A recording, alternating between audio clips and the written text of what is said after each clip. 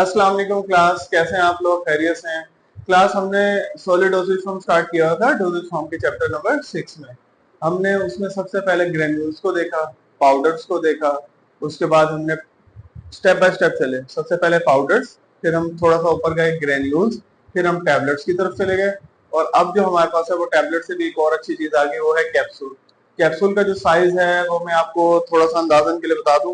अगर टैबलेट गोल होगी तो कैप्सूल थोड़ा सा यूं लंबाई के रूप में, लेंथ के रूप में बड़ा होगा, उसकी वेट थोड़ी सी ज्यादा होगी। और इसका सबसे अच्छा बेनिफिट ये एक तो ऑरल एब्जॉर्प्शन है, और इसके अलावा ये इजी टू स्वेलो है। ठीक है, इजी टू स्वेलो इस लिहाज से है कि टैबलेट में कुछ पेशेंट्स को होता है कि आपने जुबान में रखी है ना, तो वो आपको फील होता है या चिपक गई है, या वो घंटों घंटों पानी पीते रहते हैं कि नहीं जुबान पे टेस्ट आ रहा है। बट कैप्सूल की कंडीशन में ऐसा कुछ भी नहीं होता, क्योंकि कैप्सूल के केस में ये है कि वो उसके ऊपर एक जेलेटिन शेल सा होता है जो आपने ऊपर रखा, जबान के अपने यानी तले पे रखा, और वो फौरन से पहले अंदर चला गया। मतलब ये कि आपको उसकी कोई फीलिंग सेंसेशन नहीं आएगी। इसको थोड़ा सा हम देख लेते हैं क्या बात कर रहे हैं। These are the solid dosage form. सबसे पहली चीज तो ये आ गई सॉलिड डोसेज फॉर्म है। अब सॉलिड डोसेज फॉर्म क्यों है? क्योंकि ये देखें, ये कैप्सूल है ना, ये कैप्सूल के दो हिस्से होते हैं, एक हेड होता है, एक उसकी टेल कह लें आप। ठीक है, और इसके अंदर जो आपकी ड्रग है वो इनकोटेड होती है, ड्रग एंटर होने और उसके बाद कैप्सूल को इस शेल की तरह ऊपर लगा लिया। आप पंसार वगैरह के पास जाएंगे, इस तरह देखेंगे ना, तो उनके पास भी कैप्सूल के शेल बने हुए होते हैं। वो पाउडर वगैरह या कोई भी ग्राइंडिंग, वो जो भी उन्होंने दवाई बनानी होती है वो पीस के उस कैप्सूल में डोज कैलकुलेट करके उसके अंदर ऐड कर देते हैं, ताकि जो भी उनका पेशेंट हो वो इजीली खा सके। इसी तरह जो मार्केट में अवेलेबल ब्रांड्स हैं वो भी कैप्सूल मोस्टली ऐसे ही आते हैं, लाइक थायोलेक्स है। मोस्ट कॉमनली जो यूज हो रहा है वो राइजिक कैप्सूल है, बहुत ज्यादा यूज होता है। ठीक है, जितने भी ये अपने स्टमक के जीआईटी के पीपीआई वगैरह मोस्टली कैप्सूल की फॉर्म में। इसी तरह कुछ पेन किलर्स भी हैं। अच्छा, medicaments are enclosed in a particularly tasteless. अच्छा, अब मेडिकेमेंट्स क्या होता है? मेडिकेमेंट्स होता है मेडिसिन।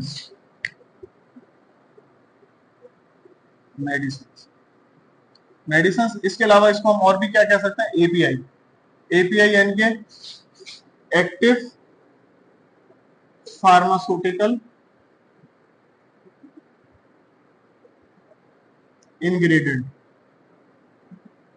ठीक है, अब इसका क्या रोल होता है? इसका ये रोल होता है कि आपको अपना डिजायर्ड यूज मिल जाता है।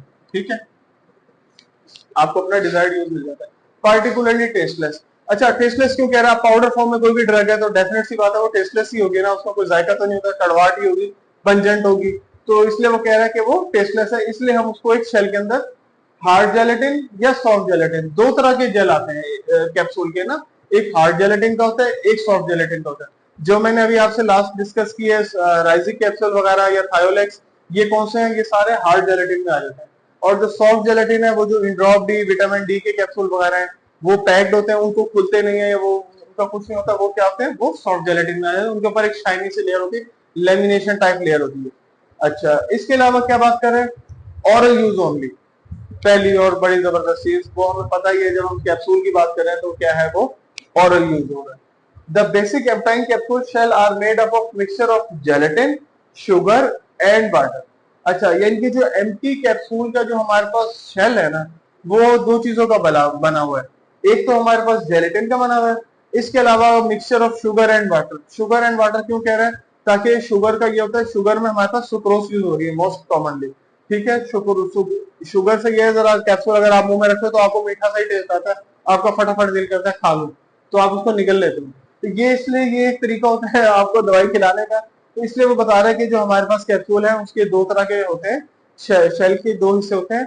ठीक है, इसके अलावा सॉफ्ट जेलेटिन और हार्ड जेलेटिन दो टाइप्स हो गई। और इसमें जो शेल है उसमें जेलेटिन, सुक्रोज यानी ये शुगर एंड वाटर का मिक्सचर से वो उसका जो कवर है वो बनता है। ठीक है, इसके अलावा हमारे पास इसकी दो टाइप्स भी हैं, हार्ड जेलेटिन है, सॉफ्ट जेलेटिन है।